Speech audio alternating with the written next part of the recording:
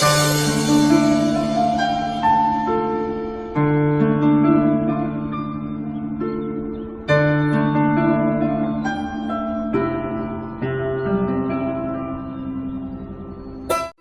কৃষ্ণকালী মায়ের জয়, জয় সোনা মায়ের জয়।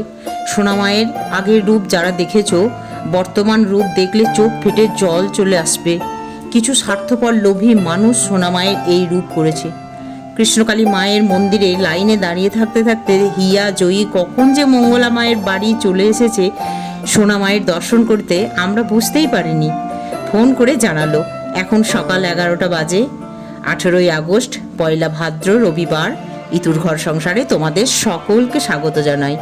মঙ্গলা মাকে সাথে নিয়ে হিয়া জয়ী কৃষ্ণকালী মায়ের নতুন মন্দিরে হ্যাচারি রোডে চলে এলো। সঙ্গে পুলিশ বাবা ও মাও আছে। তোরা এখানে অপেক্ষা করছে লাইনে, এরপর পুজো শুরু হবে। আমরাও লাইনে দাঁড়িয়ে আছি। সবাই এসেছে তাদের রোগ ব্যাধির কথা জানাতে, কেউ সংসারের মঙ্গল কামনার্থে, সন্তানের মঙ্গল কামনা করতে, কেউ নিজেদের চাকরির কামনা করতে, মায়ের কাছে সকল দুঃখ যন্ত্রণার কথা সবাই জানাতে আসে। মা ছাড়া তো আমাদের কেউ নেই। আমিও আজ মায়ের কাছে এই লাইনে দাঁড়িয়ে কিছু কথা জানাতে এলাম। মা ছাড়া কাকেই বা বলবো? মা তো অন্তর্যামী। লাইনে দাঁড়িয়ে বললে মা ঠিকই শুনতে পাবেন। মায়ের কাছে একটাই প্রার্থনা, মা তুমি আমাদের মেয়েদের কেন অসহায় করে রেখেছো? কেন তুমি আমাদের মাথা উঁচু করে বাঁচার অধিকার দাও না মা? আমার সেটাই জিজ্ঞাসা তোমার কাছে। এই ধরাধাম তো তোমারই সৃষ্টি। এখানে নারী পুরুষ সবাইকে তো তুমিই সৃষ্টি করেছো। পুরুষ নারী সৃষ্টি না হলে প্রকৃতির সৃষ্টি তো থেমে যেত, এই বিশ্ব ব্রহ্মাণ্ডের কোনো সৃষ্টিই হতো না। তাহলে মেয়েদের কেন এত অসহায় করেছো, এত কমজোরি করে রেখেছো পুরুষদের থেকে? শিক্ষার ক্ষেত্রে, কর্মের ক্ষেত্রে মেয়েদের সমান অধিকার দিয়েছো, কিন্তু দাওনি তাদের নিরাপত্তা। কর্মের স্থানে, শিক্ষার স্থানে তারা বড় অসহায়। তারা সাহস করে বাঁচতে পারে না, মাথা উঁচু করে বাঁচতে পারে না।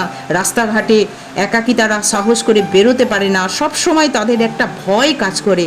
মেয়েদেরকে ভোগের বস্তু মনে করে কিছু পশু মনোভাবপন্ন মানুষ সদা সর্বদাই রাস্তায় ঘুরে বেড়াচ্ছে। এই সমাজে বাস করছে তারা। তাদের দৃষ্টিভঙ্গির পরিবর্তন করে দাও মা।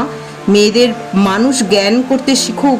মেয়েরাই তো মা, কন্যা, স্ত্রী, বোন, দেবী। মেয়েরাই তো দেবী হন। তাই তো তাদের ভোগের বস্তু জ্ঞান না করে পশুর মতো তাদের পিছনে পিছনে না বেরিয়ে, পুরুষ তো সিংহের ন্যায়, সেই সিংহের মতো ক্ষমতা নিয়ে মেয়েদেরকে রক্ষা করুক না তারা। তাদেরকে ভক্ষণ করার চেষ্টা তারা কেন করে মা?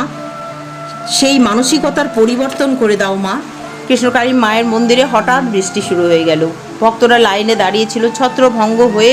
সবাই চাইছে আগে আমি পুজো দেব। হুড়োহুড়ি পড়ে গেল। সমাজ সংসারে এইরকমই কোনো বিশৃঙ্খল পরিস্থিতি তৈরি হলে সবাই চায় নিজের স্বার্থ রক্ষা করতে, কেউ কারো কথা ভাবে না মা। এই লাইনে অনেক ভক্তরা দাঁড়িয়ে আছে, তাদের বাড়ি ফিরতে হবে, তাদের ট্রেন বাসের সময় হয়ে গেছে। কেউ তাদের একটু লাইনে আগে দেবে না যে তারা পুজোটা করে সময় মতো তারা বাড়ি ফিরতে পারে। মানুষ এতই স্বার্থপর, সব সময় নিজের স্বার্থের কথাই চিন্তা করে। আমাদেরও পুজো হয়নি, অনেক পরে আমরা লাইনে জায়গা পেলাম, কিন্তু এখন আমরা বাড়ি যেতে পারবো না।